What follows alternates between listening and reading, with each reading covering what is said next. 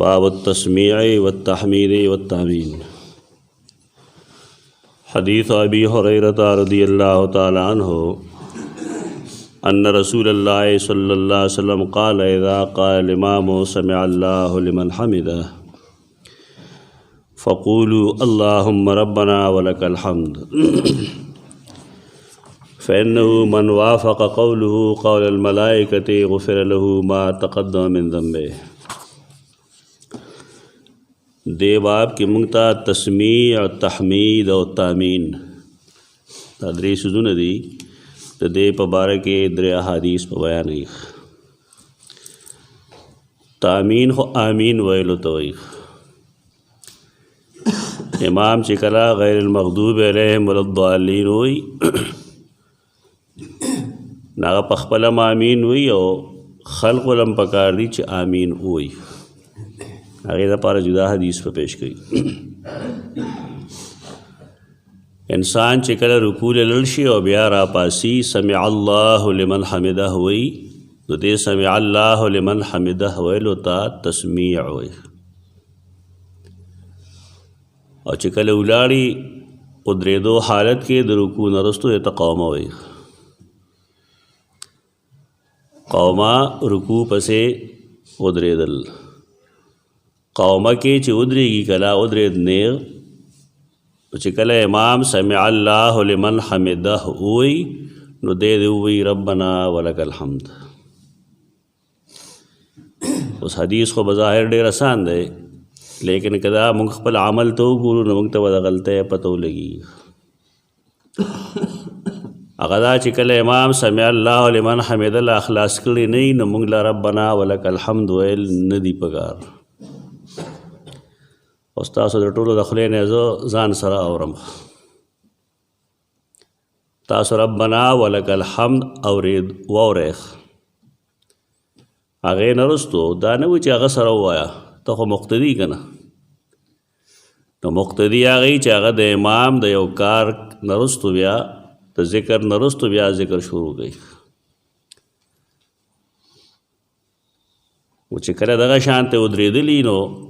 मुक्तदियान बम समी और इमाम बम समी और मूस के व एतदाली आगा मंडा बनी कम चिता सो आम जमातनु की विने या कर रही था बेचारा घेर कर समिअ अल्लाहु लिमन हमिदह बस डज़ा अल्लाहु अकबर और तरीक़ा गलत शो कले चागा अखलास की ज़ा काला कले चागा समिअ अल्लाहु लिमन हमिदह हुई आगे नरस्त बत रब्बना वलकल हम्द वे दोस्ता उदरेदल चिकम दे कौमा और पखपल मुअतदिल शी ता बड़े बड़े खबरी खुद दिन के बड़ा खबर नहीं का ना बुनियादी खबरी दा ता बुनियादी खबरी कमुंगा दे दा सोचुको पदे आमलुको नजमुंगा मूस के ढेर फ़र्क रात लेश हदीस के जरदानिश ता इमाम सर पोड़ देगी और गला वेले नहीं हो तो हुआ है ना चिकला समिअ अल्लाहु लिमन हमिदह हुई आगे नरस्तो बतवे रब्बना वलकल हम्द मदे कि वो लिखल देख ना मखिमाता अस्तवेलु च रब्बना लकल हम्द वेलिश और रब्बना वलकल हम्द वेलिश अल्लाहुम्मा रब्बना लकल हम्द वेलिश अल्लाहुम्मा रब्बना वलकल हम्द वेलिश सलोर तरीक़ों सरा रसूलुल्लाह सल्लल्लाहु अलैहि वसल्लम दा फरमाई ली उस्ताद बगे कम आसान दे कम ख्वाख दे बसा हुआ है खुदमरा च ढेर अल्फाज दे ना अजर बाल्ला ढेर दे लेकिन रब्बना लकल हम्द मुख्तसर जुमला वो देगी चमुंगा दा वो इजाफा उकड़ा रब्बना वलकल हम्द माना के लिख फ़र्क रहा है खुदे सर के चमुंगा अल्लाहुम्मा वायु अल्लाहुम्मा रब्बना वलकल हम्द बेड़े और फेदश खुबार कैफ दा सलोर सिजुन शू सलोर तहमीदात शू पदे तहमीदात गए च कम तहमीद तवे ना टिक दे सही दे फजान लजहन दगा जोड़ो अदामा वजद प्लान की मुस्की या प्लान की नहीं की टोल मुफ्तियान शेर दम कौम तो रसूलुल्लाह सल्लल्लाहु अलैहि वसल्लम ने साबित अल्फाज और साबित तरीक़े जो सुमर सही सनद सर साबित थी अगर टोल काबिल अमल बागी अमल को लिश देखिए इस मसला निश्त फजान लजहन सम के और वानकारी उलमा चिकम जहन बर्बादी ना खामज روان کار کوي عوامو له ذهن بربادي چې په دې مونځ نه کېږي او دا زما مذهب نه دی د رسول الله صلی الله علیه وسلم عمل خو دی که نه آیا مونږ امام ابو حنیفه رحمت الله تعالی علیه دومره اوچت کو چې په هغې باندې د نبي کریم صلی الله علیه وسلم یو صحیح حدیث پرېږدو نو غلطه خبره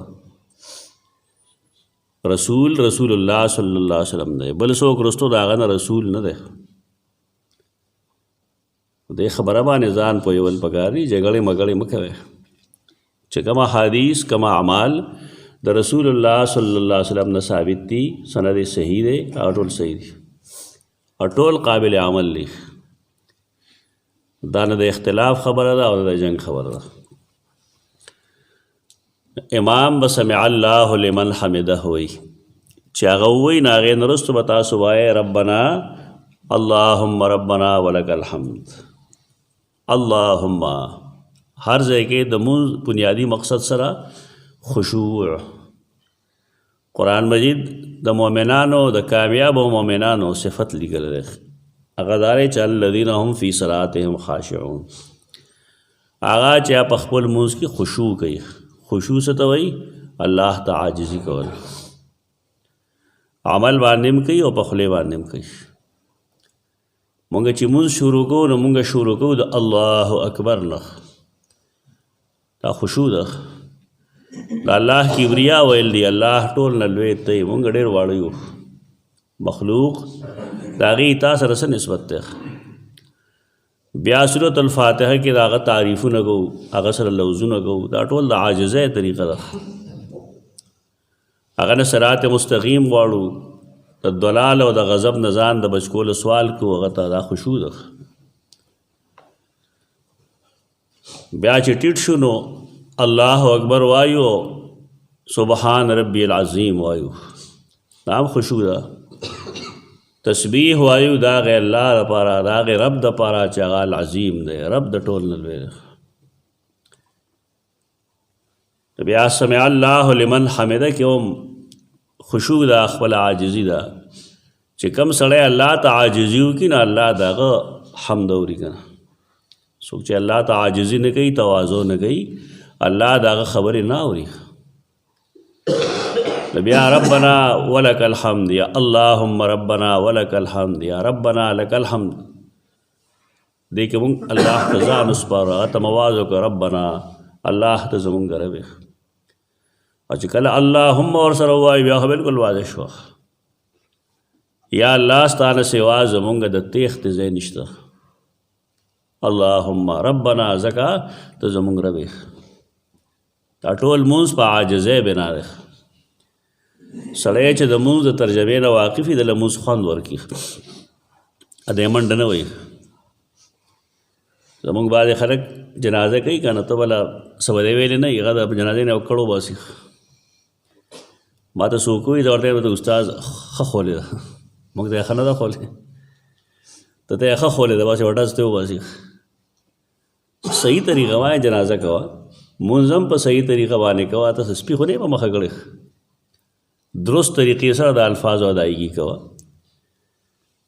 په جنازه باندې که ټایم لږ ډېر لګي نو څه نقصان به راشي 15 منټونه خو سیوا نه لګي که 15 منټه باندې مونږ ته د احد د غر برابر ثواب ملاویږي ملک شی خو چې کله مونږ په صحیح طریقه وګورو په کومه طریقې چې مونږ ګناه خو جنازه نه اوس یو منډه راوس عباداتو کې منډې مه وهئ منظم اعلیٰ عبادت تے دے کے منڈا مو ہے اللہم ربنا ولک الحمد اللہ ته زمونږ ربې ستا دپاره حمد دا به په دمه ویل پکاري په دمه دا چې امام ربنا سمع الله لمن حمده ووایي نو هغې نه وروسته بیا مونږ وایو اللهم ربنا ولک الحمد دا غلطي ده نن نه دې ته متوجه شه دا وباسئ د خپل مونځ تراو کې چې کومه منډه وهئ که نه دا بیا نه وهئ بې ځایه یا عام منځونو کې چې کوم مونځ ځان له کوئ کې هم تاسو منډې وهئ دا منډې به ختمې شي درست طریقې سره مونځ کوئ تاسو ته ما یو هفته مخکې ویلي چې مونځ به هغې صحیح کېږي چې مونږ ځان په دې پوه کړو چې شاید ماله د دې نه وروسته الله د مونځ کولو موقع رانه کړي شاید دا زما آخري مونځ دی. مونځ والا هغې سمیخ دا عبادت دی. شکر ادا کوئ د الله چې الله موږ له د سجدې کولو طاقت راکړي. ډېر خلق شته چې هغې روغ ربټ دي لیکن سجده نه کوي، او ډېر داسې دی چې هغې نه الله د سجدې توفیق اخیستی بیمار کړي داسې دی سجده نشي کولی. دا مونږ روغ یو ځکه مونږ د دې اندازه نشته. سجده کې چې کم سکون دی، کم تسکین دی، زړه ته کم آرام ملاویږي، هغه بل عمل کې نه ملاویږي. مونږ سره به ګپ شپ نه لګو. قرآن مجید یو ځای ذکر کړی دا کم خلک چې مونځ نه کوي که نه دی به قیامت پر ورځ به الله ټول خلک سجدې ته راوبلي، سجده وکړي. نو ډېر خلک به یې د هغې ملا به نیغه شي، سټ به یې هم نیغ شي. قرآن فرمایي دا ولې یدعون الی السجود وهم سالمون، دی له به دنیا کې دعوت ورکولی شي د سجدې، حی علی الصلاة حی علی الفلاح به ورته ویلی شو،